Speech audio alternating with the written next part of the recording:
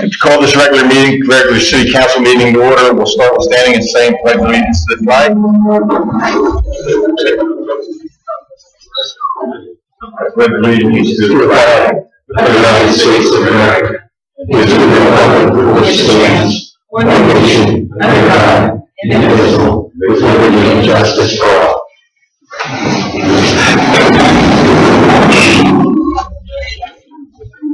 Kathy, could you get roll call, please?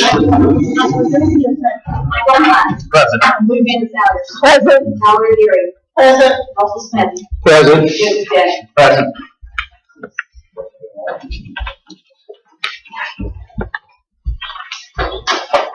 Mr. Platt, I'll mention also present is our city solicitor, Dan Lasco, our mayor, Michael Ferranta, our treasurer, Janet Carlin, our police chief, Richard McCabe, and our building official, Jeff Bergstrom, and I'm Bill Barthel, the city administrator. Thank you, Mr. Barthel. You're welcome. We'll start with the treasurer's report. Yes. Good evening. This unaudited report is as of July 30th, 2021. The total unrestricted funds, $5,021,506.76. Total restricted funds, $2,478,887.74. Total cash in the account, $7,500,000, $500,394.50. Thank you, ma'am. Pleasure with the treasurer's report. I move that we accept it. Have a second. Second. All in favor? Aye. Aye. Yes. Thank you.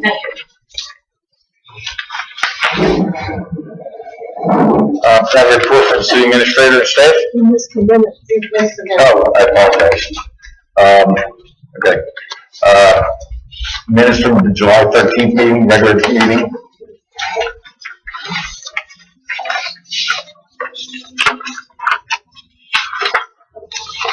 Motion to approve. I'm sorry, I just have one relatively minor correction on page 3, third paragraph. It says you're talking about a stop sign at 3rd and Delaware Avenue, and since it's the official record, I guess it should say street. Okay. Approve the minutes as amended. Second. All in favor? Aye. Motion passes. Report from the city administrator and staff. Yes, thanks again, Mr. Platt. Okay, just wanted to kind of embellish a little bit what the treasurer had to say. If council notices that we are year to date $139,500, call it $38,000 in transfer tax. Of that, $93,000 was for one property.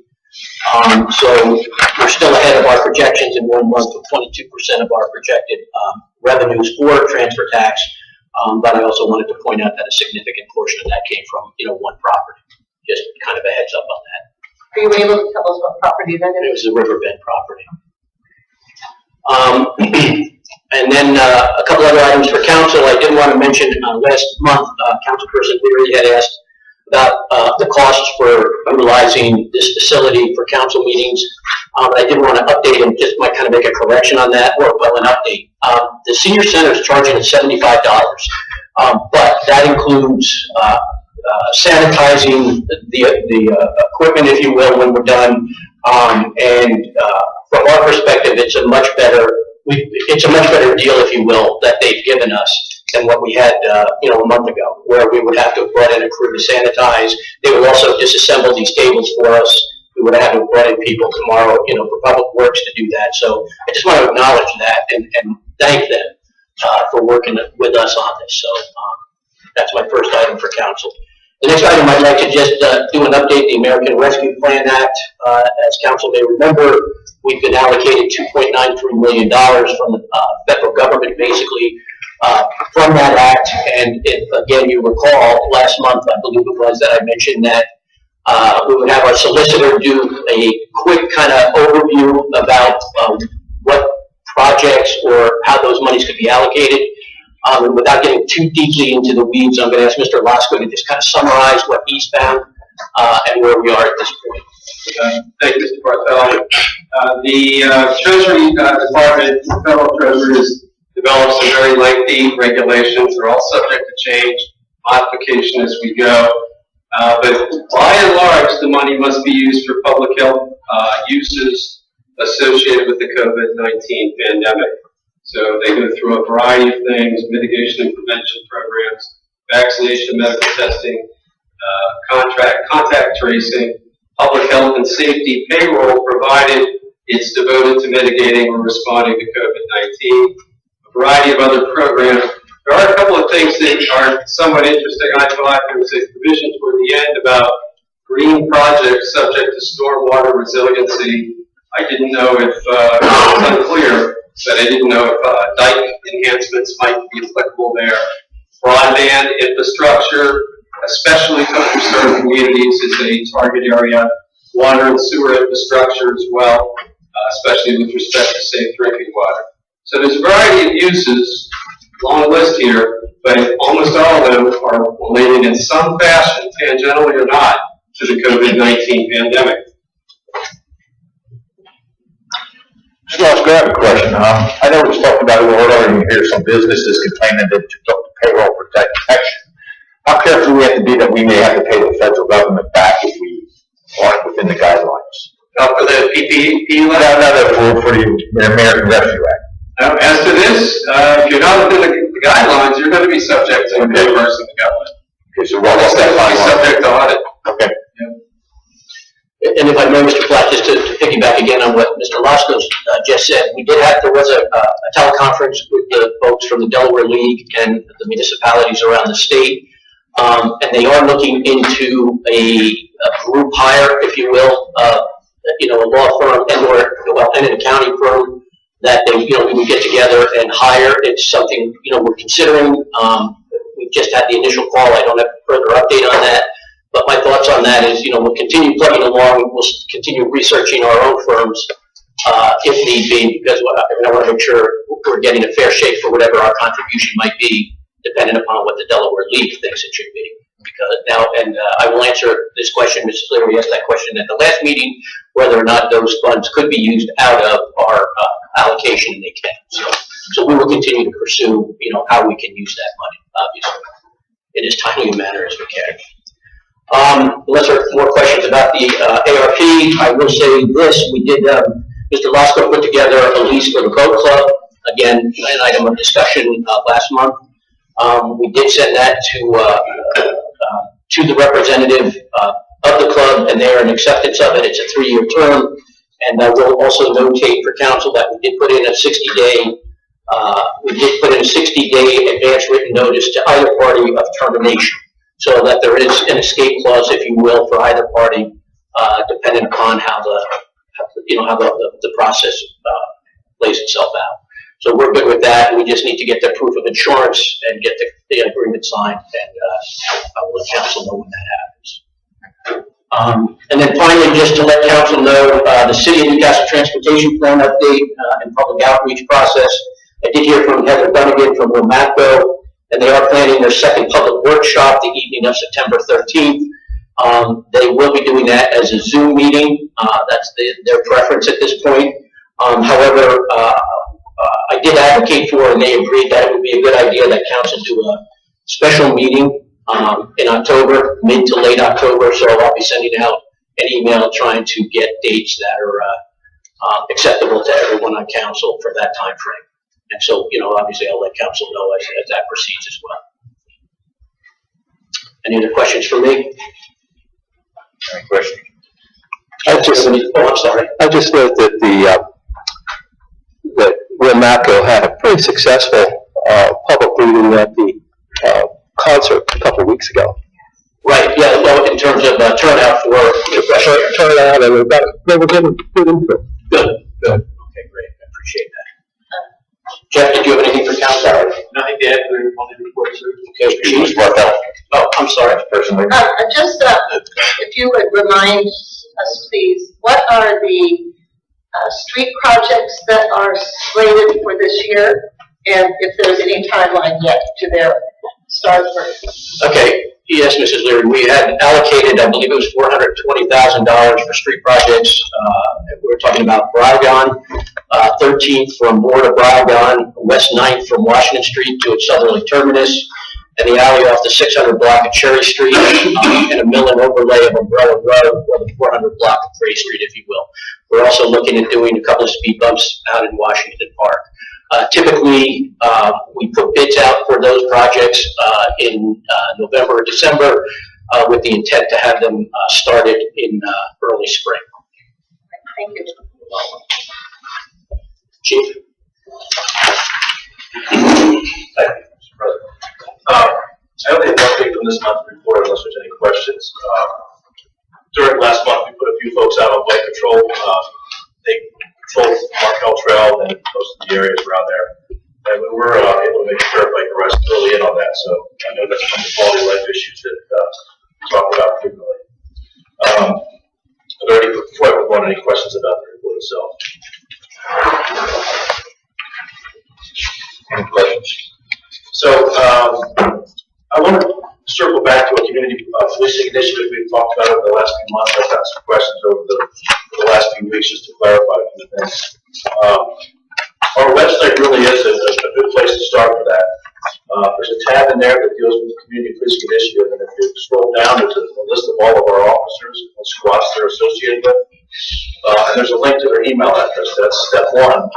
And they also, the website identifies what officer is responsible for what area of the city. So, again, this is an idea to create a partnership with the community so that if you don't need to call 911 for an incident, but you want to talk to an officer or you have an issue in your area, you find the officer that's responsible for it, click on the link, send an email, or however you want to do it. There's also a link in there that hits an address, an email address that goes to the staff phone, which is in my pocket tonight. I'm the lucky one tonight. So you send an email that hits this phone, and we try to get back to you as soon as we can. What we're doing with this is we're trying to create a partnership with the community so that they can give their perspective of the issues they're dealing with. We can allocate resources as we see, as we feel that it's necessary. We do assess each one of the issues, and then we determine whether or not it's allocating the resources is worth it, or if we have to move the resources to a different part of the city. So I just wanted to clarify that. I did want to let council know that we did close the hiring process last Friday. We are fortunate to have a handful of applicants. We have yet to screen them, but in this climate, we feel very lucky that we've had the success that we've had to this point. And we look forward to completing that process and hopefully bringing somebody on board here shortly, because we are understaffed. Excuse me, Chief, would that be a new officer, somebody without experience that would have to be trained, or somebody from who's already a commissioned officer?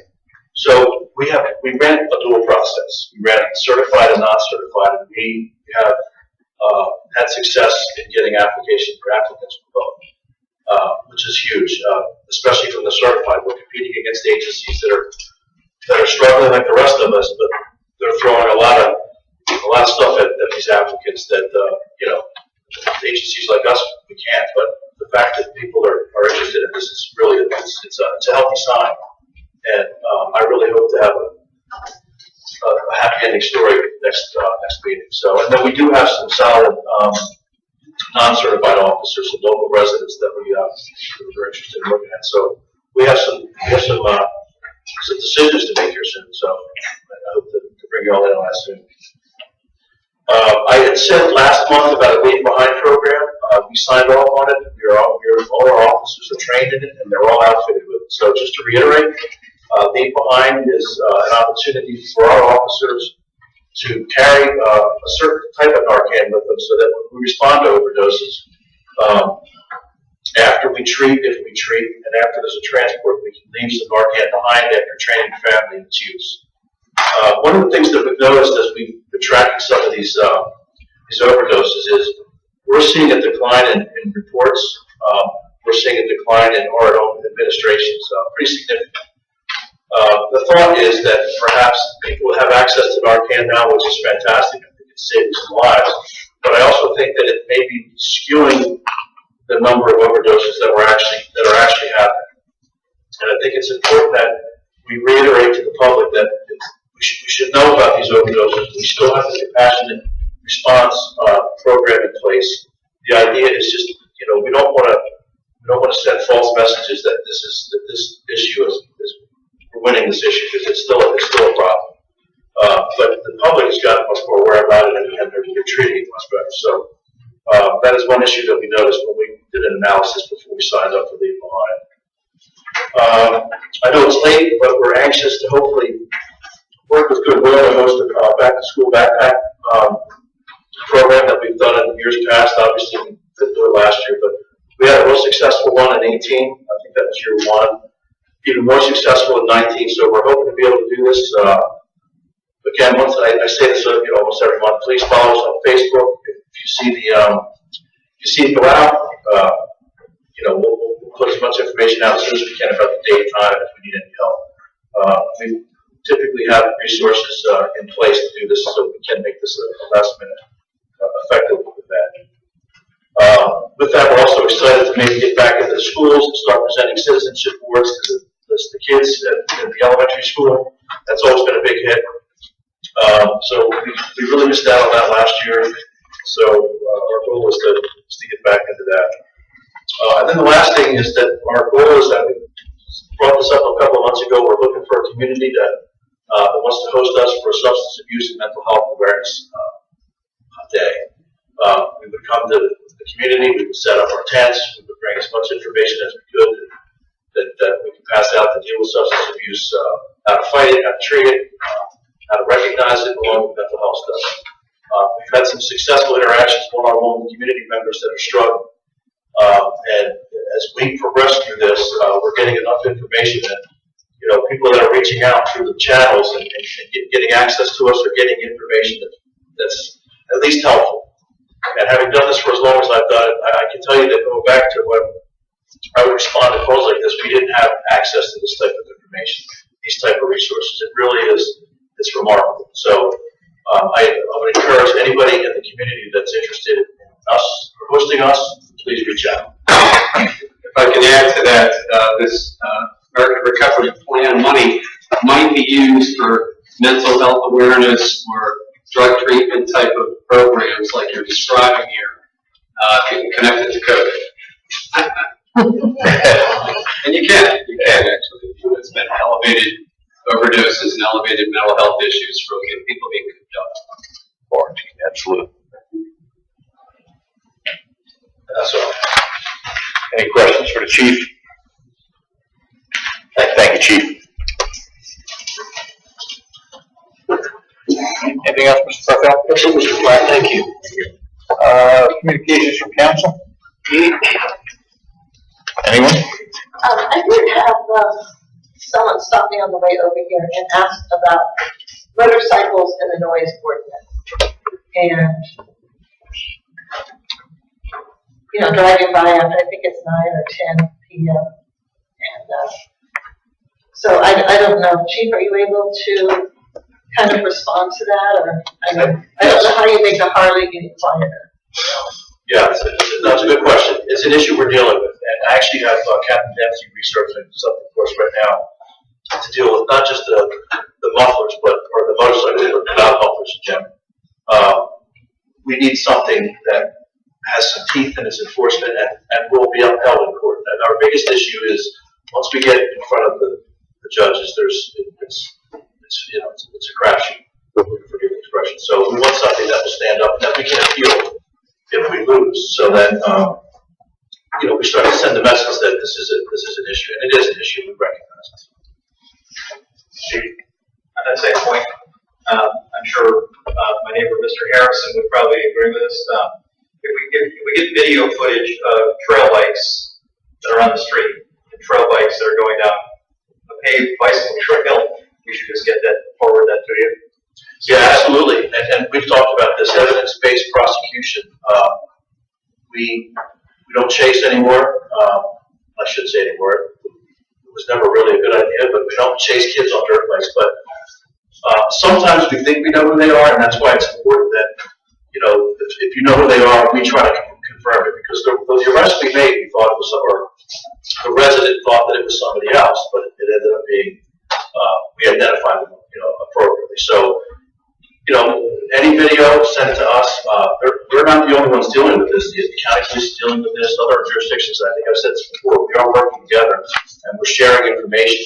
And when we send a picture of a dirt bike on a trail out, we may get a hit from another agency that says, hey, that's John Smith. He lives over in this area. That's just one more step towards us getting close to identifying who they are. And when we do, we get to that point, we're going to do a search warrant, we're going to enter the residence, and we're going to take it back. And we've done that a handful of times. So, you know, we're not making life any better right now. I recognize that. People are experiencing these things on the other days.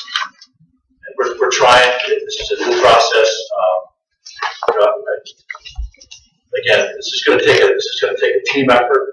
But you know, we got to start somewhere. And I think, you know, sharing information with us right away is helpful.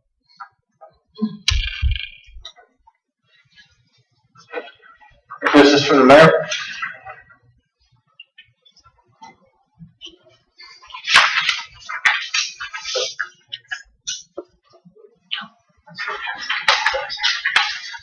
Such a very long statement.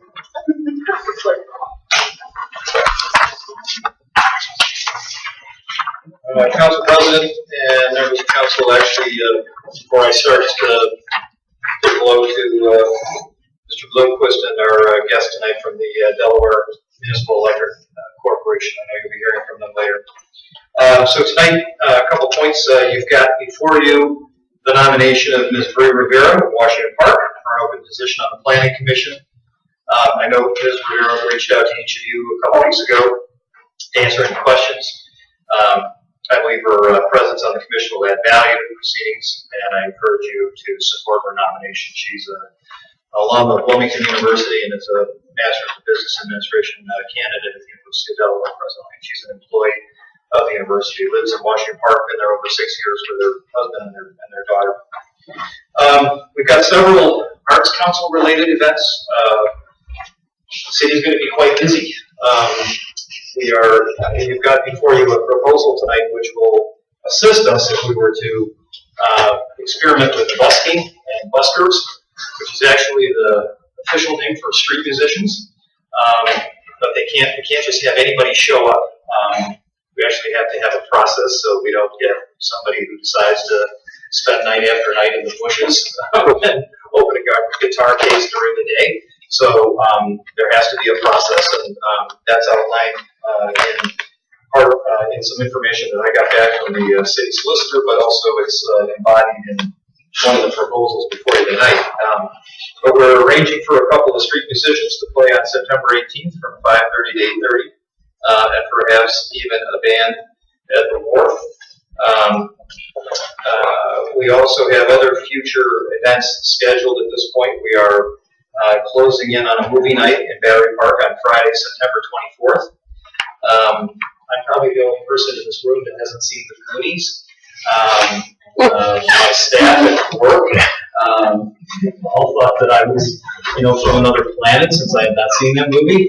I guess if you haven't seen it, okay. I mean, I don't know. It seemed like when I mentioned it, I was like, Goonies, really? What's that? And I'm like, where do you live? Anyway, so the movie will be The Goonies, which I guess is a family and fun movie. We're also working on an additional idea of bringing back the Wharf Dance on Saturday night, October 2nd.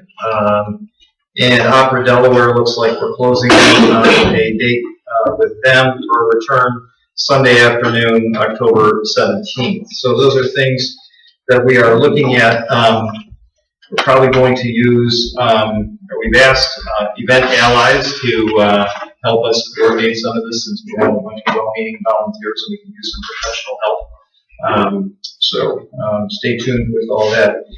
September's Ovarian Cancer Awareness Month, and we'll once again be supporting this cause, Turn the Town's Teal. And there's a proclamation that is on your schedule for tonight, which we will get to in a bit. Another event coming, Dining in the Streets. That's returning on Thursday evening, September 2nd. The event kicks off at 6 p.m. on Delaware Street and wraps up at 9 p.m. Food's going to be available from local restaurants, and there will be a cash bar. This is a fundraiser for actually the folks that run this building, Newcastle Senior Center. Tickets are $50 per person. Check Alice and the ads that they're going to take out in the weekly for other details. Finally, with the Delta variant going around, I would just encourage everybody again, if you've not been vaccinated, to please give that consideration. I think maybe you saw last week, Christiana Care said that all 13,000 employees are going to have to be vaccinated. United Airlines followed suit, so did Frontier Airlines.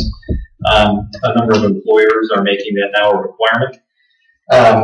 There are last statistics, which were from Friday, 4.5 billion people in the world, 4.5 billion people worldwide have received at least one dose of the different vaccinations. I think that speaks very largely to its safety and its efficacy, and so I encourage everybody to give that thoughtful consideration. In my other job, we will be hosting a webinar. It's free, and you're welcome to tune in. We'll have the head of epidemiology and infectious disease from Christiana Care, Dr. Marcy Dries, who's going to be with us later this month, and Dr. Michael Rivera, who's on the emergency room staff at Georgetown University Hospital in Washington. He's on the pharma staff. He's the head of infectious disease. And then Joe Spinelli, some of you know, who works for Access DX, which is a laboratory in Houston that does testing. It's going to be very confusing for the next several months. Do I have the flu? Do I have COVID? Do I stay home for 2 or 3 days? Do I have to quarantine for 14? I got the 2 Pfizer vaccines, the two-stage process. If there's a booster, do I get the Moderna booster? Do I have to stay with Pfizer? You've got the J&J product, which is a DNA, not an mRNA. Do I have to stay with the same vector? What if the booster is in with the annual flu shot? So there's a lot of questions that are being raised by employees and employers. So we're going to try to sort through some of those things, and you're welcome to listen in later this month. It's a free 1-hour webinar. Thank you, Mr. Mayor. I have nothing right now either. Any comments from the floor on agenda items only? Okay, we're going to kind of adjust the agenda. We're going to have Scott Bloomquist now give his presentation for the new meters. Thank you. I'm Scott Bloomquist, the General Manager of Municipal Services Commission. This is Scott Lynch. He's from DMEC. Our plan is to move forward with replacing our electric and water meters. We're at a point right now where we're starting to see a lot of degradation in our water meters, and then we're starting to fail. So MSC's been looking at this project since 2013. We knew the day was going to come, and we're there. So, Scott Lynch,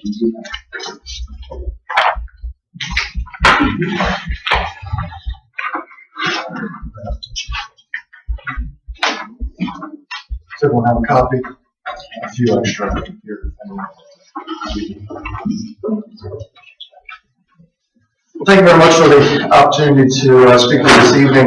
My name is Scott Lynch. I'm the Vice President of Asset Development for the Delaware Municipal Electric Corporation.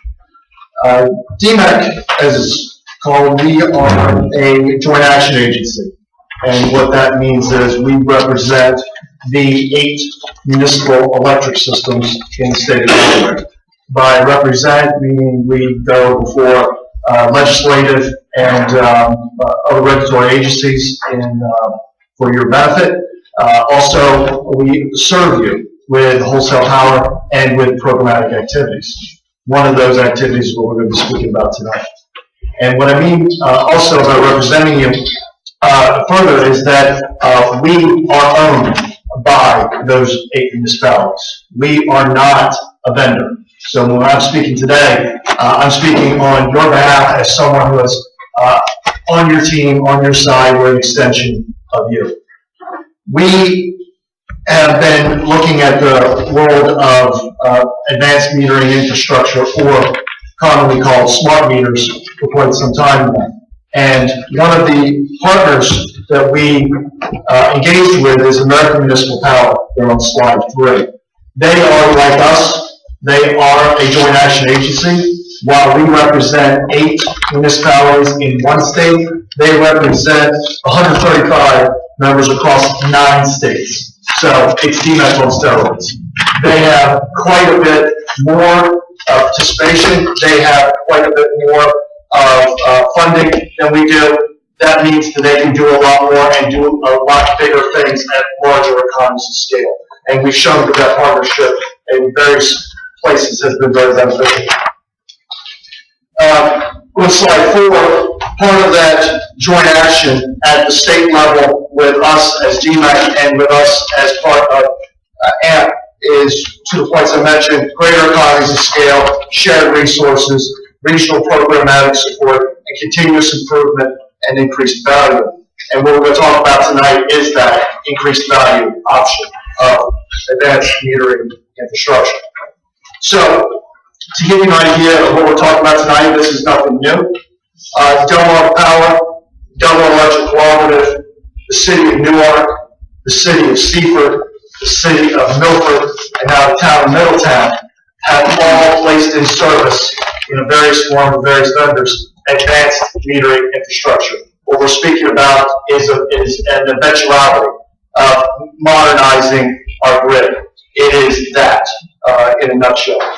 And so I'm going to give you a brief presentation about a little bit about what AMI is, what our solution is, and some of the next steps are. On slide 6, you'll see a graphic of what advanced metering infrastructure looks like. So we can start from what it's not and what it transitioned to. Initially, metering was, as soon as Thomas Edison started going around selling his electric package to the municipalities, he was saying, we've got to pay for these things somehow, so we're going to put a meter on. And the way those meters were read was someone walked around on foot with a piece of paper and they recorded what was that meter's number. They came back again the next month, they reported the next number, what the difference was what you got charged. As communities grew and expanded, that didn't work anymore. So we put the meter reading on a truck, drove the truck around. We're still just capturing what was that number in the meter previously. It was still just one-way communication. What we're talking about tonight is two-way communication, meaning the meter can speak to the utility, and the utility can speak to the meter. That two-way communication enhances customer service, supports customers' needs, and adds to additional data analytics that can prove quite beneficial in determining how your utility is operating, and to assist your customers in getting more information out of their utility. Slide 7 goes into some of the operational benefits. Now, currently, most utilities, a lot of utilities operate in a reactive operation, meaning that they're responding to customer outage calls. If a transformer fails, they're waiting for that to occur. They need a remeter or rebuild, they're waiting for someone to come to them. It's a reactionary system, and it's worked very well for a long time, don't get me wrong. But a transition to a more proactive operations, automatic notifications, predictive analytics, customer notifications, reallocation of valuable staff to more value-added activities. Now, what do some of those things mean? Automatic notifications. There's an outage in an area. A flag will be triggered and go to the utility, and that would happen faster than perhaps a customer calling in and saying that I'm out. Predictive analytics. You're looking at a transformer. You're able to not just wait until something occurs or it burns out. You're able to see what's the loading of that transformer. Is it being used too greatly? Can we change something in the system to help with that transformer? Customer notifications. One of the aspects of that is you can set up a reminder in the system. You want to say, tell me when my electric bill gets to $50. You can set that up in the system. And then once your bill and your usage reaches to a point, it's $50, it'll get a ding to you and say, hey, you're $50. You now have more ability to take action on how you want to meet. I've been like some people at the end of a hot month, you open the bill and you go, oh my goodness, $300. How am I going to pay for this? Would it be nicer, a little bit better to know, a quarter of the way through the month that you were heading towards a way you can make an action? And that's something that the system can do. And reallocation of staff activities, you're learning, it's not a reduction step, it's retraining step to do other activities that bring greater value to the utility. Moving to slide 8, this is the partnership and the arrangement. So you look at harness that said DMEC and the AMP team, you use 4 circles, excuse me. They encompass endpoints, communications, head-end system, and meter data management system. In English, that means this, the endpoint, that's the meter, simple as that. The communication system, that's the wireless system or some sort of fiber that is communicating back and forth between the meter and the utility. The head-end system is simply just a way to bring all that data into a central point. And the last part is this data software that actually analyzes the data that's coming in. So it's meters, communications, combination, software to analyze. So moving on to slide 9, roles and responsibilities. So we each have something to do in this. DMEC and AMP will do some things. The MSC, I think guys will do some things. DMEC and AMP, we are going to develop, design, deliver, administer, bring the whole shebang to you. We're going to do that. We're going to manage partner vendors, the people who are going to be selling the equipment. We're going to be managing that. On the side of the MSC, we're asking for a designated project lead to help coordinate these activities with us. Someone who can see the boots on the ground work and report back to us. We're asking the MSC to maintain the utility systems that already has in place, and again, also provide field troubleshooting and maintenance activities. Some of the return on investment you'll find on slide 10 is related to where you can split up the organizational benefits, social benefits. So organizational benefits, faster meter readings, reduced truck rolls, system losses. As you're having degraded meters, you will put in fresh meters that will more accurately reflect the usage for the customer. Revenue and finance, again, more accurate billing, and advanced cybersecurity, a system that would be 24/7 monitored by our partner, American Municipal Development. Social benefits, you're looking at employee safety and engagement. Fewer chances that you're having to roll that truck and be on the road to do certain activities. Opportunities for staff to gain their skills. Customer engagement, I spoke about some of those engagement activities. And then a culture of change, again, helping with the utility, changing some of what they're doing, going from predictive prevention to reactionary activities to predictive activities. And then, again, improved capabilities. We are under no delusion that technology is not going to continue to advance and grow. We've seen a hit of solar, the growth of solar since 2005 to what it is now is blossomed in the state of Delaware. We're expecting to see that same growth in electric vehicles and battery storage technology. So having a system in place that's going to be able to monitor some of those activities on the utility side will bring value, again, into helping you manage your electric utility. And slide 11 is speaks directly to the customer value side of things. We're seeing more and more in the world, people moving to an Amazon experience expectation, meaning that you go on to Amazon when you feel like it. You go on 2 o'clock in the morning, you feel like you buy that thing, and it shows up in your door a couple days later. You, in that whole process, didn't have to speak to someone, you weren't restricted by certain hours of operation. This is the model that we see people going to, and AMI does bring that. 24/7 customer data availability. Information online that you don't have to go necessarily to a customer service call. Transparency in usage information and costs. Billing alerts, as I mentioned before, to a customer. Tell me when my bill hits $50. And customers can take action. Notifications can go out to a customer. Hey, you know that in the municipality of Newcastle that there is an energy efficiency program that DMEC runs as well. It's called Efficiency Smart. You know, a refrigerator that you wanted to get rid of and you want to get a rebate for it. We have it. That kind of relays can go out into the system and engage customers. Finally, into customer views on energy environment. We looked at a collaborative report, most recently from 2021, talk about what customers want in the energy environmental realm from government. And some of the statistics are clear that customers are seeing a connection between smart energy and slowing climate change. Customers are putting that they're seeing all segments are interested in how smart energy products can enable them to take further action. Customers are wanting this education component to learn how they can better understand these technologies. And one of the statistics I found so interesting was saying that 87% of respondents here felt that the government had some role in protecting the environment. So if you look at this tool as being that mechanism, this is something that statistically customers are asking for.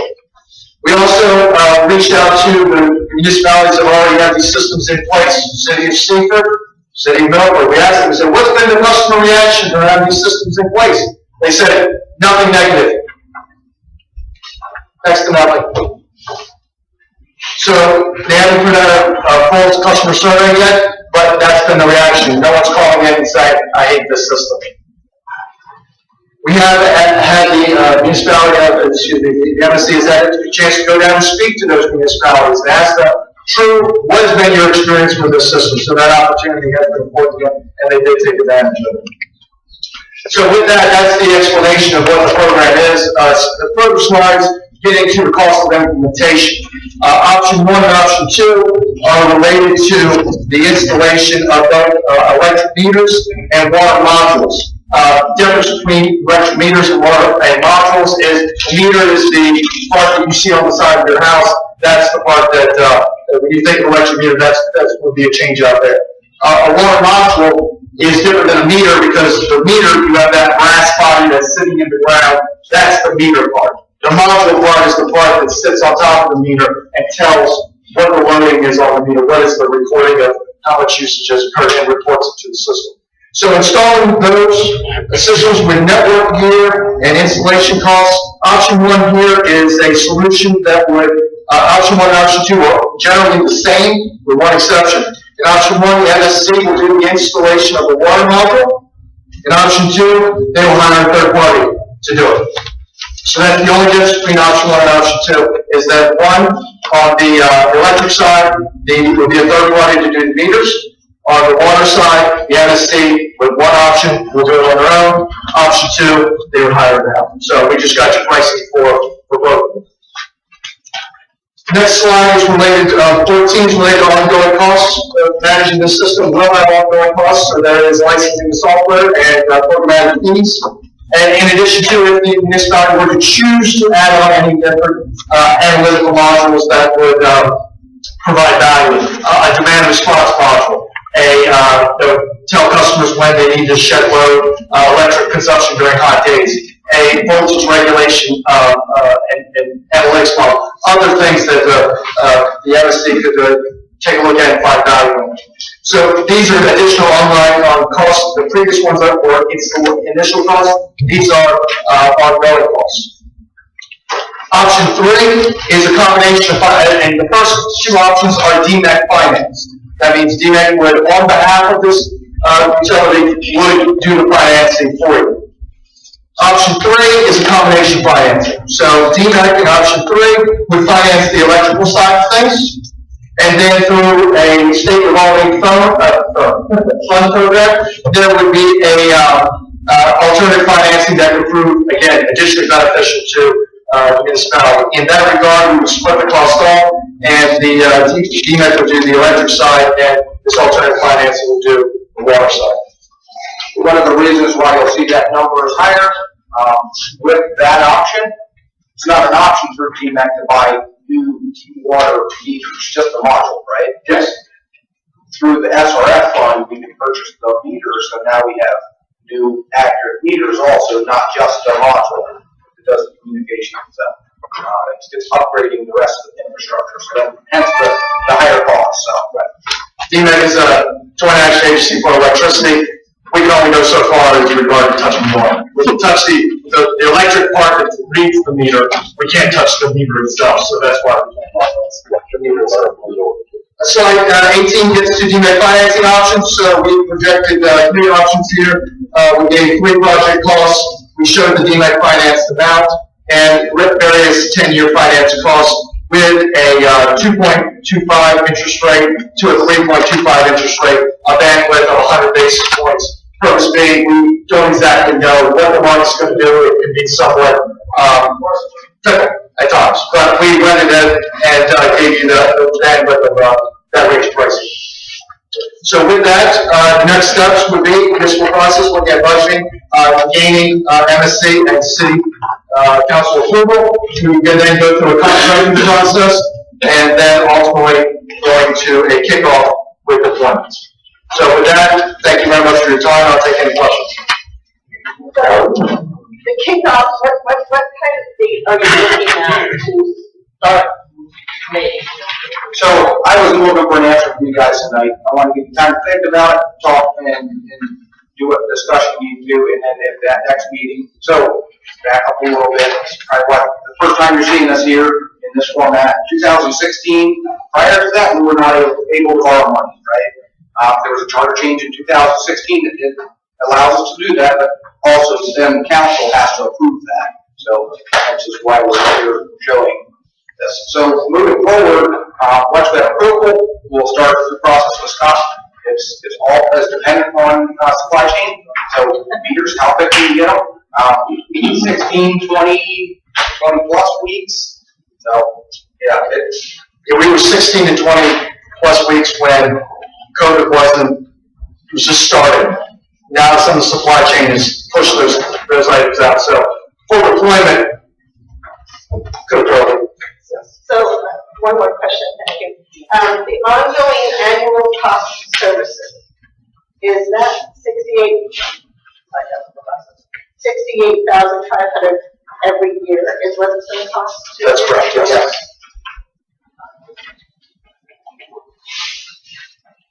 That's something MSC would build into our operating budget. So you would absorb the cost versus, consumer funds you either way, so that's, okay. Yeah, what effect would it have on rates? So, I don't have a projection in front of us of what rates might be. I don't suspect it would be very much. We had a 10-year amortization schedule set out, but it's not quite relevant to these numbers, so. Well, Not millions. this is presented as saving the MSC money too in the long run, so I assume that's all built into the to your long-range projections as to what it would cost and how it would affect the rates. Correct. So this is all very confusing. And, yeah, I look forward to MSC's recommendations and further drill down and to see exactly, And we're having what this means. conversations with them. And I have one kind of down in the weeds question. We had a whole bit of a discussion with Delmarva about putting meters on the street in the historic area. They were unaware of restrictions. Are we changing meters or putting anything outside that's inside? Or? Electric meter locations will all stay where they currently are. Mm-hmm. Water meter locations will stay currently where they are. Mm-hmm. A little different, so currently we drive a van around the city on the 12th of the month. We pick up the reads for electric and water for everybody. It takes all day to get those reads. Mm-hmm. Throughout the month, if someone moves out, someone moves in, we have to send a person out to get a read at every location. And with this, you'll magically get those figures without any driving around. The water meter talks to the electric meter. The electric meter can talk out further than the water meter because the water meter's on a battery, and that's what we're experiencing. They're degrading to the point where they're failing monthly. So we're replacing existing meters with old technology, right? So move to the new technology. It talks to the electric meter. The electric meter talks out to a collector, which would bring fiber, or there's many ways of doing it, back to us. Will the consumer need any, like, Wi-Fi or anything like that? So it's strictly its own system? It's its own system. Okay. simply if they wanted to get into the customer portal, same Wi-Fi or internet they have at their home. Okay. Something to look at. Okay, guys, thank you very much. Thank you. Thank you. I'm sorry, Mr. Mayor. Scott, I think everybody in this room should have a copy of this. Scott, just a couple of questions, and you don't have to answer them now, Everybody needs to read but, Let me go through that, just might as well just keep going. hang on, Bill. Excuse me. I'm sorry. So, commercial, have you guys considered, commercial customers in the city account for about 75% of the overall revenue for the MSC, correct? Roughly. Okay. But the number of commercial customers is substantially smaller than the number of residential. Roughly 330 commercial and 2,600 residential. Exactly. So, my question was, would it make sense to maybe start with the commercial sector, because you can reduce your overall spend, and that accounts for 75% of MSC's annual revenue, both water and electric, electric subsidizes kind of the water piece, but there's some balancing going on. Would it make sense to at least, you don't have to answer this now, I'm just throwing this out. I can try to answer it now. So you're saying for implementing when we install the meters, that Maybe just we'll do a pilot program of sorts, maybe? Well, just maybe do it through the 330 commercial customers first, because it seems like that would greatly reduce your cost. If they were all in one location, that would work really well. Right. The problem is they're spread all over the place, and we have to put all the same infrastructure, backhaul infrastructure in to be able to collect reads, because yes, they can talk further than a water meter, but it's not, I can't talk all the way across town, right? Right. So I still have to put all the infrastructure and collects all the reads and does, and talks back to the meter to be able to do that, unless if you pick the geographical area to start with, would be easier to say Center Point and/or. than to say the commercial customers, they're just too spread out. Okay. And then the last question, for maybe further consideration. We have one rate in town, correct? Residential rate? Correct. Correct. Okay. Could that, with this information, could that lead to perhaps at least a secondary rate later in the evening as opposed to peak versus, demand time? There's lots of programs that could be done. You could do, time of use rates, right? So we currently can't do a time of use rate, so if you're very energy conscientious and, try to keep your energy down during the day and use more at night to, just try balancing out the grid, that's very nice and that's great for you and we really appreciate it. There's a benefit for you as a customer. We do see that the industry is going to time of use rates, whether we would go that route or not. I would say, if I look into the future far enough, yes, we will be there. When that happens, I don't know. Good. Thank you very much. Last thing. But that goes right along with the demand response that Scott was talking about. So we get hot days like this, and if you look at the MSC's website or whatnot, or DNEX's website, you'll see we put on there, hey, look, shed as much energy as you can.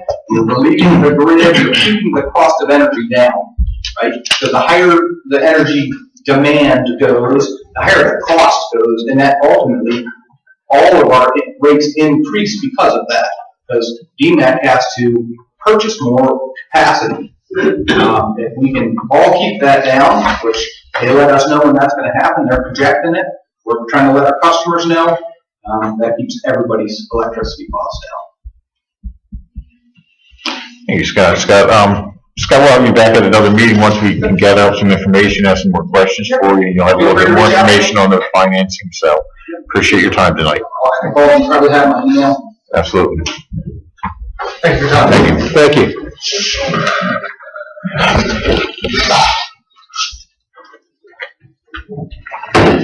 Next on the agenda, we have a proclamation from the mayor for recognizing September as Ovarian Cancer Awareness Month.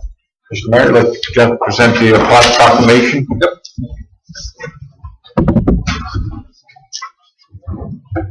This is, I don't know how many years we've done this, but in all my time in public service we have. There was a proclamation in recognition of September as Ovarian Cancer Awareness Month in the city of Newcastle and in support of the Turn the Town's Teal ongoing awareness campaign. Whereas the city of Newcastle would like to recognize the Turn the Town's Teal awareness research campaign now in their 15th successful year of raising awareness of ovarian cancer and its often silent symptoms. And whereas ovarian cancer is often referred to as the silent cancer, as there is no early detection test for ovarian cancer and its symptoms are often vague and subtle. And whereas if detected in the early stages, the survival rate for ovarian cancer is 90 to 95%. Yet the 5-year survival rate after detection of advanced disease is only 28%, making this early detection awareness campaign essential. And whereas the city of Newcastle will participate in the Turn the Town's Teal campaign with teal ribbons adorning downtown structures and a 5K walk run on Saturday, September 18th.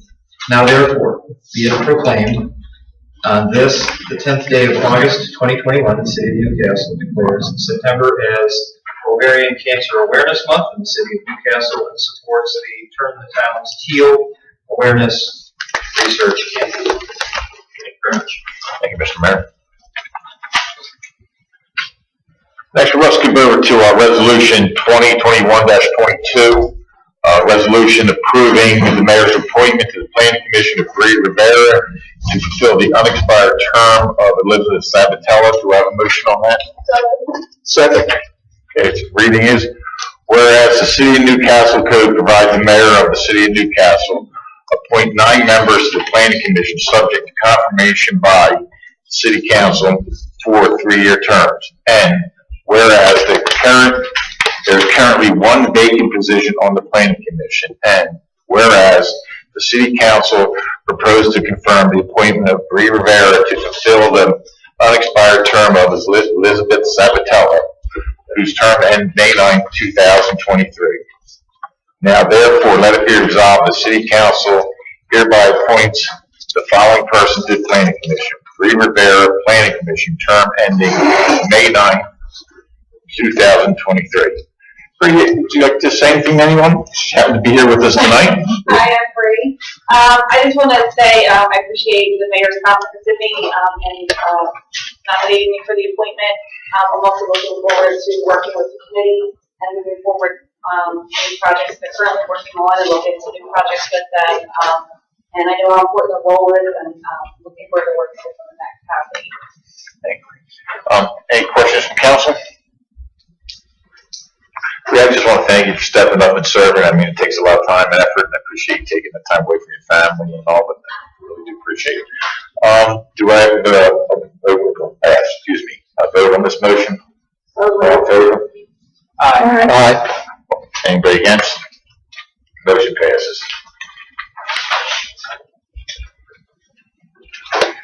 We're back to all business right now. Council discussion for a traffic light for the 6 and Delaware intersection, proposed traffic light replacement. Councilperson Leary? Yes, the mayor and councilperson Smith and I met with Peter High and Max Santillo and Joseph Van Vogel, all of DODOT, for a meeting on June 21st. There was a lot of discussion about how we might be able to convert the current planned project of the light poles on those corners to just span wire. The span wire is already there, that the lights are on, because we see a lot of span wire everywhere, right down the road. And how we might be able to just reinstall or install updated span wire with the updated equipment.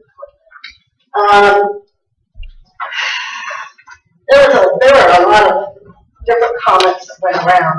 Part of the issue at that corner is MSC, all those 4 poles you see there, MSC owns 1, I think it's Verizon, or Delmarva owns 2, and either Verizon or Comcast owns the other one. I had some questions that I wrote back to the gentleman once they submitted the minutes, and unfortunately they have not yet been haven't been responded to. And I don't know if the city administrator or Scott left. I don't know if you can answer this or not. So, what are the span wires attached to them? Are they attached to those 4 poles? I don't believe so. I'm not exactly sure what they're attached to, but they're not attached to a MSC pole. And I doubt they're attached to any of the Verizon and the other poles as well. Okay. So there are some other questions that I have. These questions are in your book here. And I actually would like to get answers to those questions and bring this back to council. I'm probably just going to have to resend that email to them. And Mr. Mayor, did you have anything to add to that? Okay. I think, Mr. Smith?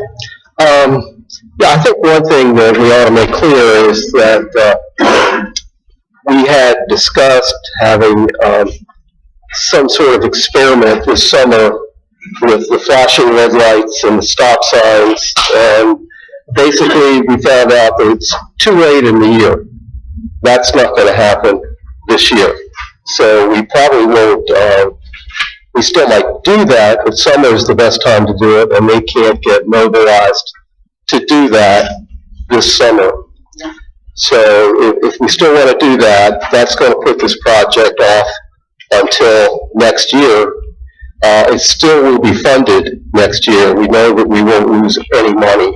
So that seems to be where we are right now.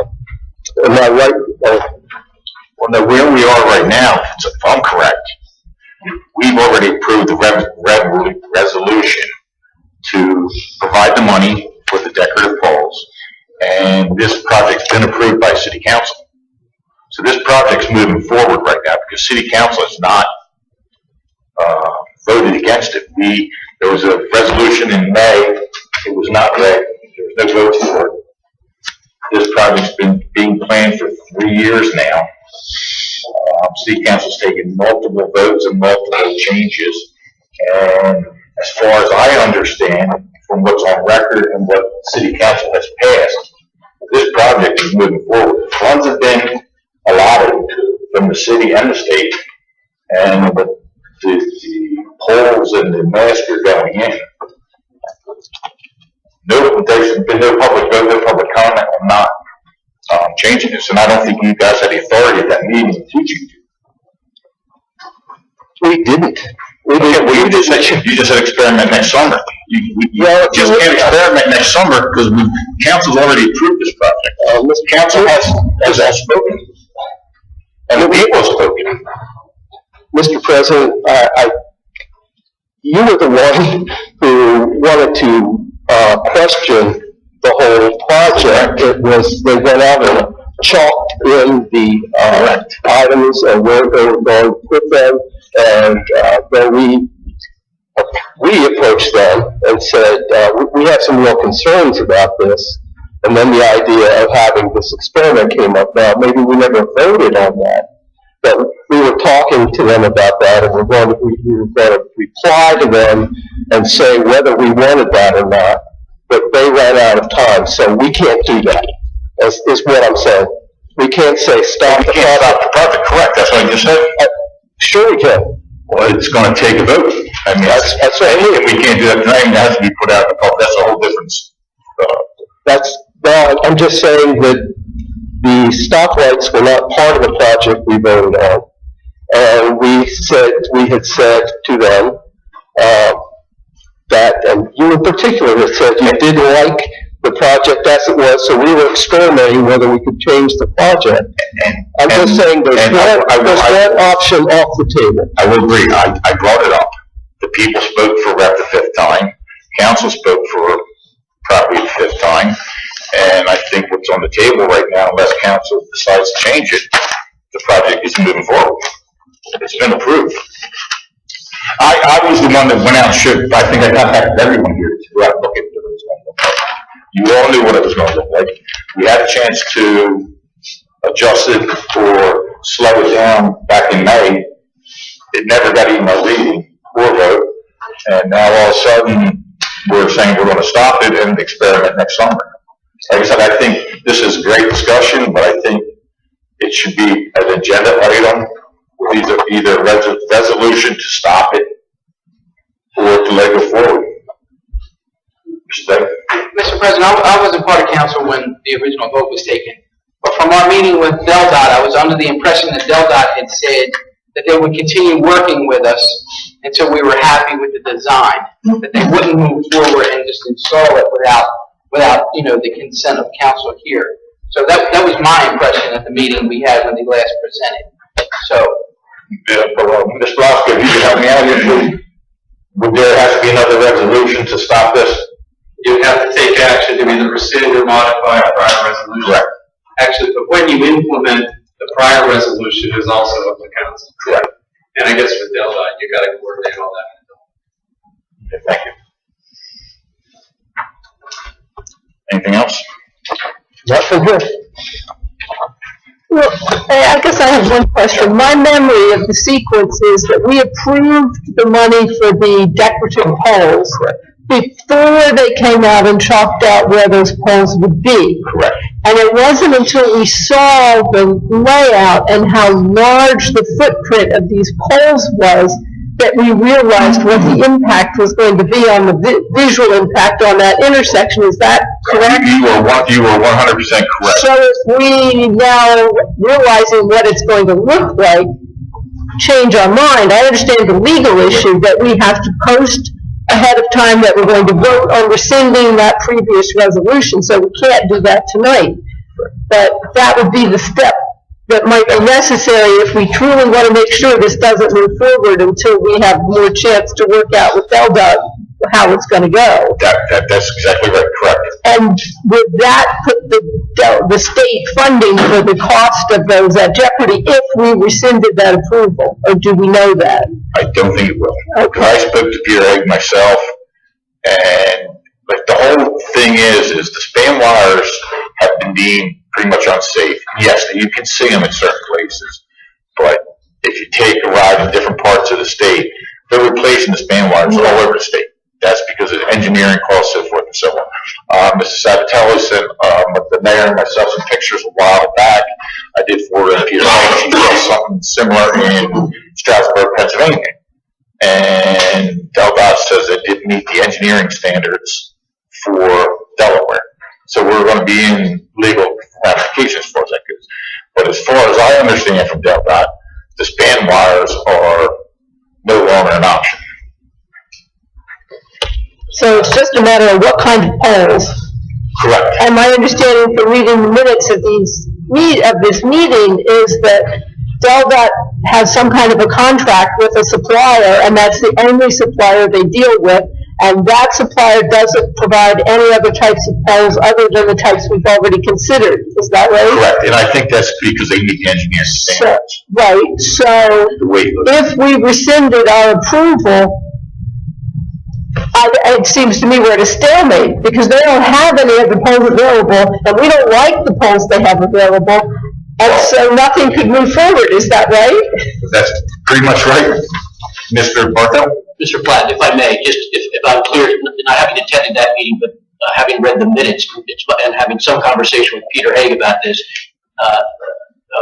Madam Councilwoman, you would have the opportunity to say, we, the city, can take responsibility for that light. Take over. The DelDOT has, I believe it was in that meeting, said, well, if you want, you can take it over. And I personally don't think that's a very good idea, because then we would be inheriting an outdated traffic light that obviously DelDOT wants to replace. Your other option would be, as Mr. Smith pointed out, would be to do the stop sign study, which to his point, DelDOT has indicated that the best time to do that would be in the late spring through the summer. And it's also my understanding from DelDOT, from speaking with Mr. Haig, that funding, again, it's my understanding that they would be able to transition that funding through that study into their next fiscal year. But in his words, without quoting him, basically said, but at some point we got to make a decision. So that's kind of where you are, I think. And I think to Mr. Platt's point, it might not be a bad idea to just put this back on the agenda as an official agenda item and maybe bring DelDOT back, and review those options. And then, with all due respect, maybe council can make a decision as to what one of those 3 or 4 options you want to do. Actually, one of the options which we rejected previously, my memory is that DelDOT actually preferred transforming that intersection into a 4-way stop and have no light whatsoever. Correct. And council rejected that option. Correct. But if we decided, well, that wouldn't be as bad as those ugly poles, that would be the purpose of deferring it now, so we could have a test, at least to make a more informed decision as to whether or not the 4-way stop would be suitable for that intersection. Right. Well, that's what the resolution back in May was designed to do. It clearly stated it would have been a temporary try. Right, that was written. Right. So it just seems like we're going round robin on Yes, this. exactly. This is a 3-year project, 4 studies, and now we're going to get another study, and we're going to go 4 more years. I mean, I think a decision's been made by council.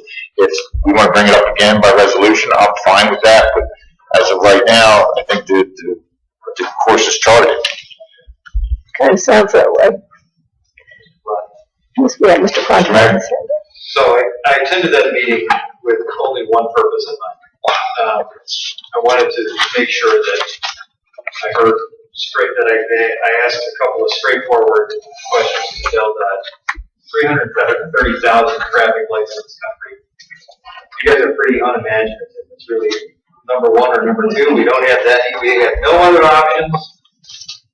Many of us that live around the road with us international travel, traffic lights all over the damn world. We only got 2 options.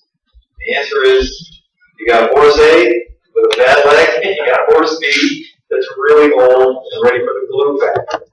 I mean, that's really kind of what our options are. And it's disappointing, but they were pretty clear. You got option A and option B. So that was that. Where we go from here, that's really up for you guys to decide. We have kind of made this decision. The question is, we just go forward with it. We're kind of out of option with them because they're unwilling to get a little bit more imaginative. That was quite clear. Or is it lack of imagination, or simply they've entered into a contract with this one supplier, and that supplier has limited options? All the above. Well, but when you look at limited options, like I said, if you just drive down Kirkwood Highway, there's different, I mean, they're much larger. You get into Wilmington and up in Little Italy, they were the ones that we were going to put on the corner of 6 and Delaware, so it's just the option of what intersection they have. And I don't know if there's only 2, but that's what, I mean, if that's what they're saying, that's what they're saying. But they gotta meet the engineering standards of DelDOT. It doesn't matter, we can put the prettiest pole in the world up there, if it doesn't hold the lights, we're in trouble. Right. The option 3 also was, instead of having all of those poles up there, was a single pole with a diagonal mast on it that held all the lights rather than the original design. So that was an option. You'll see it on number 3.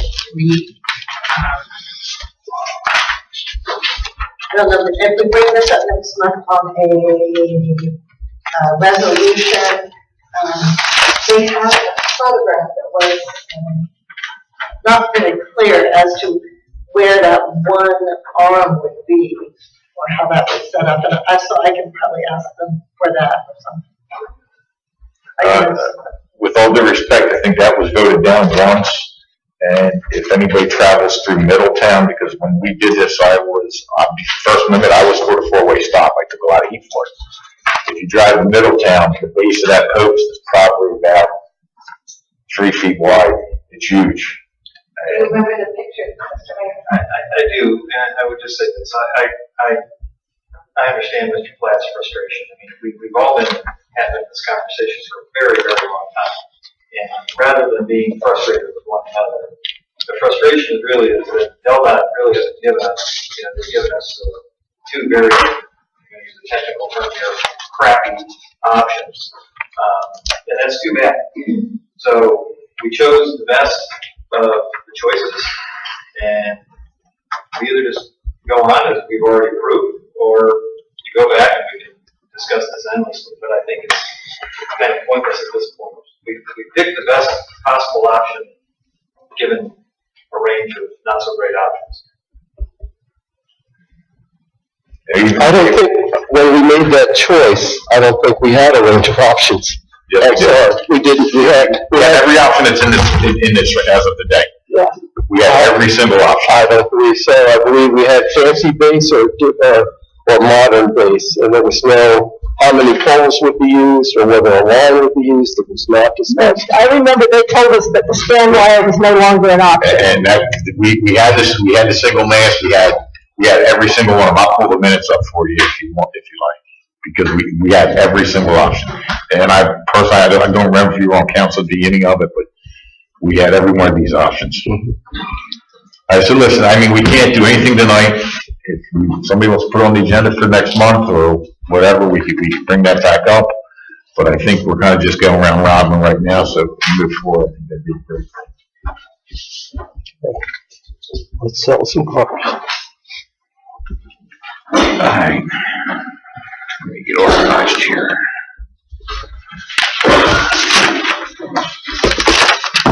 The next is resolution 2021-23, a resolution designating 3 vehicles owned by the city as surplus property and authorizing the disposal of said surplus property. I have a motion to read the resolution. So moved. Second.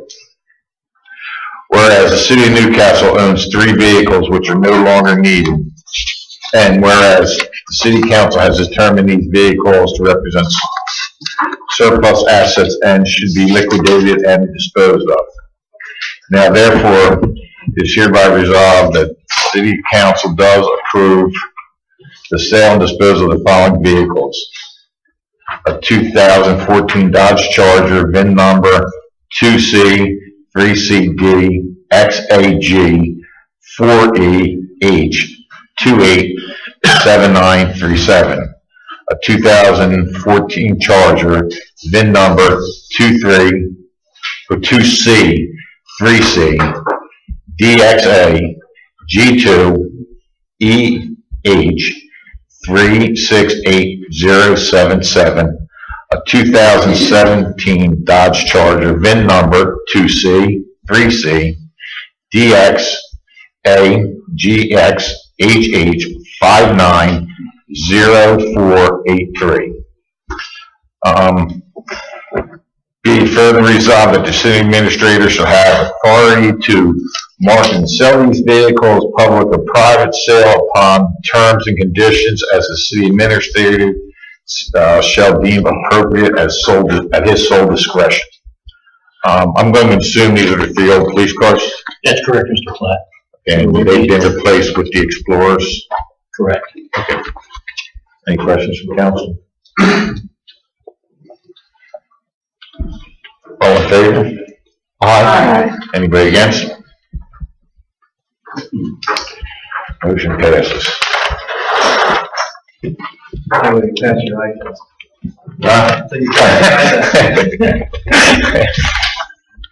They're not as good as they used to be, that's for sure. The last on the agenda is a resolution 2021-24, a resolution authorizing the use of city sidewalks along Delaware Street between 4th and Jessup's Tavern for art vendors, music performers for a music night events, Saturday, September 18th, 2021, sponsored by the Arts Council. Motion to continue? So moved. Second. I'm going to ask the mayor to step in on this because I think he kind of took the lead on this, and I'd like to explain what this is before we read the resolution, Mr. Mayor. Sure. So this, I made mention of this in the commentary that I had during my remarks about how the Arts Council is privately raised money and is seeking to fund different types of art performances. And so in this particular instance, I'd like to put a couple of street musicians and art vendors on the street on a given time, date and time. But there are certain stipulations that are already in code and they're already in practice, and there are other stipulations for which this has to be organized, and that's the resolution before you tonight. It makes accommodation for those particular vendors, and there are particular expectations of the performers and of the vendors, and then also the businesses that host these particular performers and vendors. So that's what the resolution. Mr. Mayor, I have a question. Point 7 in the resolution says that the Arts Council will be responsible to pay the cost of any police personnel deemed necessary. Does the Arts Council have sufficient funding to cover that if necessary? We do. Okay. Latest balance was 11,000. I mean, 11,000 some odd dollars. I knew we hadn't allocated any money, Right. so I didn't know how much you had raised privately. I thought that was just to cover like movie rental and that sort of thing. The fundraising machine keeps cranking. Okay. Right, this is just basically, they need a permit it protects the city, puts a liability on the vendors and I'm gonna let Mr. businesses. I'll let Mr. Lasko take it from here. Yeah, there are a couple of things that related here. First, for vendors in the city, Chapter 177 of the code requires registration, an annual fee, and other requirements. And that seemed excessive for a one-night type of event. So this resolution is reducing their fee to $25. Since they will be operating on city sidewalks, and we can't necessarily expect individual art vendors to be carrying their own public liability insurance, this is an area where I wanted council approval for the use of the sidewalks, because city insurance policy would be at risk for anything that would happen vis-a-vis these art vendors. You know, if their easel falls and breaks somebody's arm, there could be a liability claim. So that's one aspect of this. The music buskers is a little bit different. There, we really wanted the performers to be hired, per se, by sponsoring business owners, and then limited to performing in front of their particular business. So therefore, the business owner's liability policy is going to be liable for the musician that they engage for the evening. I say that we're going to be hired. Basically, understand the fee is like $50, and the busker will have his guitar case or a tip jar out there, and he'll be looking for thank yous from the crowd too. So, but the idea was to authorize the use of the city sidewalks and try to minimize liability for the city and its own insurance policy. I'm going to go ahead and read the resolution. Whereas the Newcastle City Art Council has requested permission to hold a music night on the evening of Saturday, September 18, 2021 in downtown Newcastle, open to the public, involving street buskers, street musicians, and art vendors who will perform and offer their wares for sale on the city sidewalks abutting Delaware Street from 4th Street to Jessup's Tavern. And whereas the musicians and the vendors will be stationed in front of several downtown businesses, and whereas the musicians will be hired by local businesses, but will also pay for the gratuities and the spectators, and whereas the music night event is planned to run from 5:30 to 8:30, and whereas local businesses hiring musicians and sponsoring art vendors will provide certifications of liability insurance in favor of the city, and whereas the art vendors will produce vending licenses from the city for a one-night event, and whereas no food beverage vendors will be involved in this event. Now, therefore, let it be resolved that the City Council hereby grants a one-day limited license to business owners who will hire musicians and street vendors or art vendors for the music night. Event planned for Saturday, September 18th, 2021, and authorize the use of city sidewalks on Delaware Street between 4th and Jessup's Tavern, subject to the following addition. Sponsoring businesses will provide satisfactory proof of liability insurance for the music night, naming the city as additional insurance. Registration otherwise due under Chapter 170 for the musicians and will be set at a reduced rate for $25 for the art vendors. The city will supply the names and addresses and phone numbers of all musicians and art vendors, as well If such other information the city administrator deems reasonable and necessary prior to music night event. The city's administrator shall have at the discretion to limit the number of street musicians and art vendors, to restrict the location where they will be located, and to reject any musician or vendor he deems appropriate to ensure public safety and good order. The music night event and the license hereby authorized will not commence before 5:30 p.m. and will end at 8:30 p.m. All sidewalks must remain reasonably clear for passage of pedestrians so that they are not forced to walk into a city street. The Art Council will be responsible to pay for the cost of any police personnel deemed necessary by the chief of police to provide security for the event. One question, recent breaking news, there's a new restaurant that's going to be opened up in Cafe Newcastle. Jazz Cucina? No, Sally's Cafe. Sally's Cafe, okay, well, one feature of it is jazz. And if they're going to be open or just about to be open, we might want to participate. So how easy would it be to extend this to Fifth Street? That would be a Mr. Lasko question. You can amend your resolution right here and now. Okay. Need a motion to amend? And that way, if they wanted to participate, they could. Correct, okay. Motion to amend the distance from 4th Street to 5th Street. So moved. Second. All in favor of the amendment? Aye. Okay. Now you can vote on the motion as a whole. Now it's very good. All in favor of the motion as a whole? Aye. Nays? Motion passes. And to end the night, we will take comments from the floor. They will be limited to 3 minutes.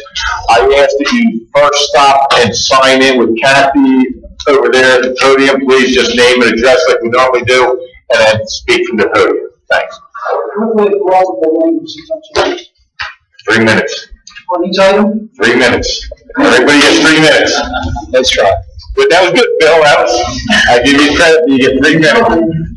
3 minutes. Yeah. Mr. Smith is keeping time too. You just used 2 minutes and 46 seconds.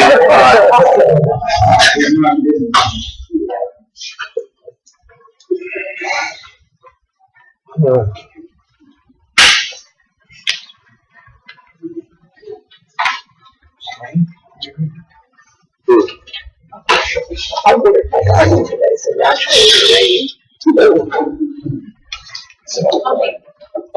Hello. Hi, Mayor, Councilman, persons, excuse me. My name's Barbara Harrison. Some people may know me from blasting Newcastle City Police on Facebook. I got it, I'm alive at it, sure did. My husband's been a lifelong resident of Newcastle. We live now on 9th and Young, where we have a stop sign, a two-way stop sign that no one stops at. When my husband yells at people out the window, stop, there's kids running, we get F you, while the kids are still running around in the neighborhood playing. So I blasted the police department a couple months ago for, there was a home thing where the guy was holding his white Boston or whatever. So I basically said it was nice that they left Home Depot to come on down to the wrong side of the tracks and see what was going on. The next day, I get Corporal Paul Austin's card. He comes to my house. He tells me, we hear you. We're here for you. Here's my cell phone number. Call me when you need something. Right to voicemail every time. We call. We've got kids running in and out of the streets. For the last 10 years in Shawtown, we have been dealing with drug dealers, drug addicts, ATVs, speeding on my little stretch of road with 3 children in one house under 5, 2 children maybe under 6 in another house, plus my own grandchildren. Okay, they're kids. They want to play. They can't. Because when they do go outside, there's a risk that they're going to get hit by a car. We've been dealing with this for far too long, and it's getting ridiculous. You know, and it's kind of sad that nothing happens until I open my mouth on Facebook. I think that's sad. And I also think it's sad, no disrespect, the mayor lives on the corner. Come on. We never see police in our little neighborhood. Never. I don't care what anybody tells you, you don't. When my son was growing up, they were there all the time. They were giving the kids trading cards. They were giving the kids stickers.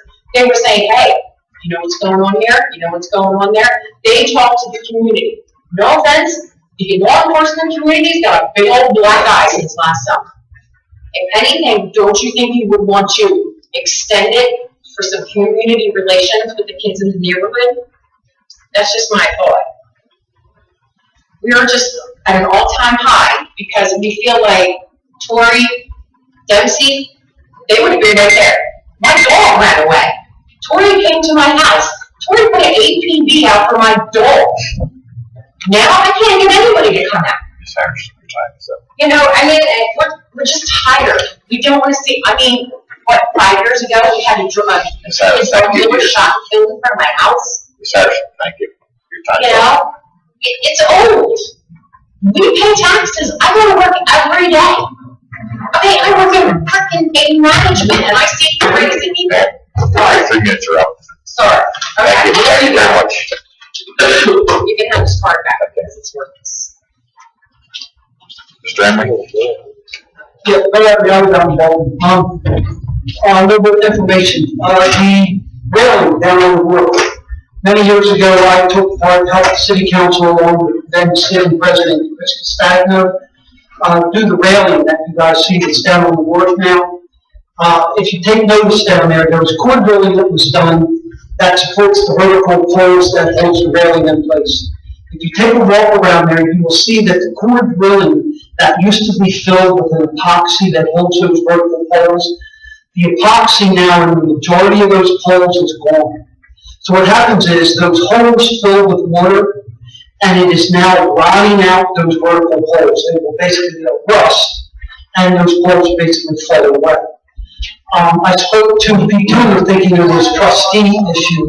It's not. It's city council issue.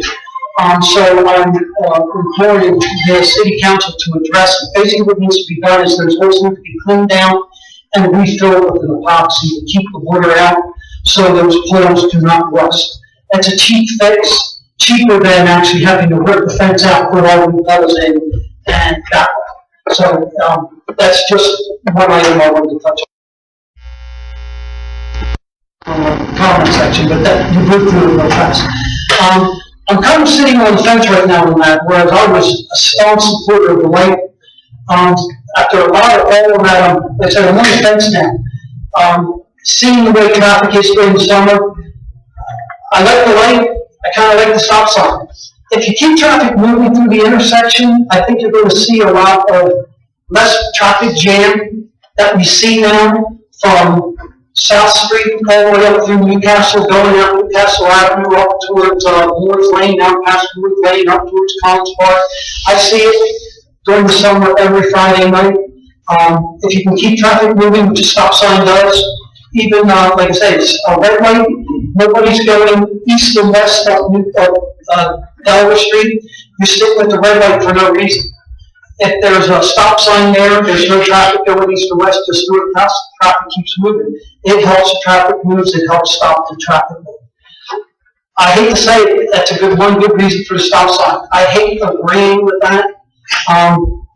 But then again, if we call out the red light, if I'm not mistaken, part of the big deal there was Delcott's going to redo that intersection with the traffic light work. Everything that has to be done, the infrastructure, the underground work, we're getting blacktop work done, we're getting curb work done, we're getting sidewalk work done. There was agreements done where they're going to do blacktop this way, they're going to do blacktop that way, to kind of help add to what we've already done on Delaware Street. If we throw the red light out and we go to simple stop signs and things, we lose all that infrastructure work that DelDOT was going to add, was going to give us. Just another thing to think about. Thank you, Mr. Emery. there were a couple things I wanted to talk about, but guys, seriously, the railing, take a look into the railing. He did it in 3 minutes.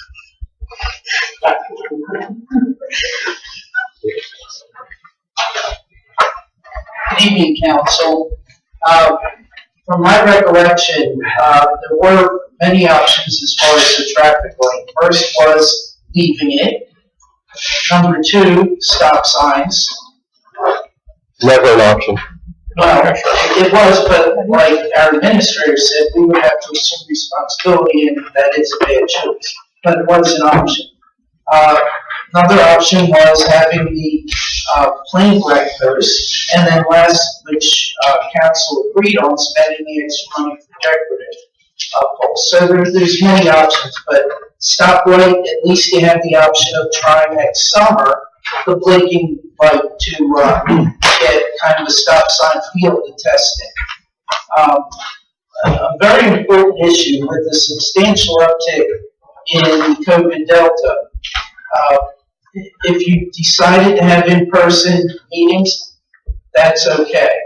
But there's no reason to have gotten rid of Zoom and zero reason to get rid of call-in. Council wants to spend at some point $10.5 million on municipal campus. For 4 months, I'll pay $60. I'll write a check, I'll give you cash right now to cover Zoom till the end of the year. That's what you owe the safety of the older residents of the city of Newcastle, if you care about their health and welfare and their participation with what goes on with the city. If you don't care, then keep them in their house and do what you want to do. But I think you owe it to the community to authorize, again, I'll pay, I got the money right here. Let's do Zoom till the end of the year. It's very easy. Set a laptop there, you got Wi-Fi, you're ready to go. It's your responsibility to offer what we do here to the whole community. And you can bang your finger, you can shake your head, you can disregard what I say, but you know down deep it's the right thing to do. So try and do the right thing as council. Thank you.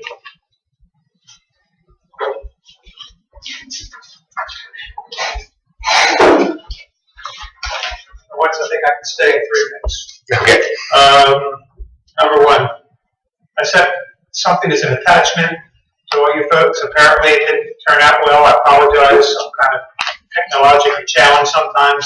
I did research, just haven't had time to look at it. So I don't know about the case. Apparently there's nothing to look at. We'll come up. Okay. I've got ready to throw something, and it's just 3 lines, so I don't know what I did wrong. I'll try to figure it out. But, and again, I could find more of these, but it was the use regulations. I just picked one count, for now, which is Woodbury, New Jersey. And the zoning code, the very first part for use regulations, it just simply addressed, what I've been talking about for quite some time. A building may be erected or used, and a lot may be occupied or used for any of the following purposes and no other. And it had a long list of things, ball fields, churches, whatnot. But the first one was single-family detached dwelling unit. So, it's really not a whole lot more complicated than that. So I'm kind of wondering, well, what kind of show the council? I just kind of, I made this point enough. I think I tried to anyway. What would you need from me? I could maybe put you in touch. I think I'm kind of friendly with a few of these zoning officers and, mayors and politicians in some of these towns. Most every town in South Jersey, has adopted this. And I just, I looked at our zoning map, and just to give one example, we'll use my street. Okay, it's historic residential, and my particular street, East Third, is zoned for 1 and 2 family homes. Okay, which in my opinion, that's 1 unit too many. Okay, I'm looking for you, to have something just to grandfather in whatever we have, and just no further, like all these other towns in New Jersey have done. No more multi-units. In other words, you can't build one, you can't erect one, and you can't add on any more units than there currently are to any other. But adding more complication to this, somebody correct me, but if I'm understanding it right, we also have the thing about 1,700 square feet, per of lot size. per unit. Because I've always been curious about this property about 10 doors down from me, that shortly before I moved here, it was a single-family home, and all of a sudden, it's a triplex. And I'm thinking, well, doesn't that violate a 1 and 2 family home? But then superseding that, apparently, I guess their lot size is got to be greater than, would have to be at least 5,100 square feet. Maybe that's not a whole lot to do. I've got a big backyard, you see. But I'm just, you know what I'm kind of trying to make it clear. I'm just looking at it in terms of, how it applies to what the city has. And then if you were to, agree to do something like this, what kind of changes that you need to make. So before I walk away here, just, can somebody just tell me what more would you need from me? To make my point on why I think this is something for you to seriously consider. I can't speak for the council right now, but like I said, evidently a lot of them didn't receive your attachment, they couldn't open it. I can open it. I'm gonna try to forward it to everyone else, see if they can take a look at it. Well, I mean, the other thing about it is, I didn't mean to imply anything grandiose, it's just those. I understood. Yeah. And the house you're talking about, I lived in 1994 on the second floor, it was a triplex then. Right. Mr. Moore, did you want to speak? Thank you. You could open? HTML.